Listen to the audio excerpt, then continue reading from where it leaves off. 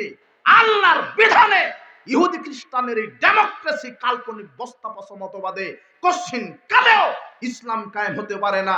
এই ডেমোক্রেসি একটা ধোঁকাতন্ত্র, একটা হত্যাতন্ত্র, একটা গণতন্ত্র, একটা সন্ত্রাসতন্ত্র, একটা চুরিতন্ত্র, একটা দুর্নীতিতন্ত্র। অমুককে মারো, অমুককে হটাও, অমুককে গুম করো, আমাকেই ক্ষমতায় থাকতে হবে, এর নাম হচ্ছে গণতন্ত্র। গণতান্ত্রিক রাজনীতিতে কোনো মুসলিম বিশ্বাসী হতে পারে না।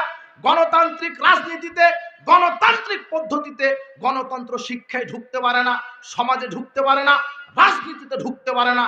আমার রাজনীতিতে ঢুকবে ইসলাম, আমার শিক্ষা নীতিতে ঢুকবে ইসলাম, আমার সামাজিক নীতিতে ঢুকবে ইসলাম, আমার সার্বিক জীবনে আমি যেটা মানবো সেটা হলো ইসলাম।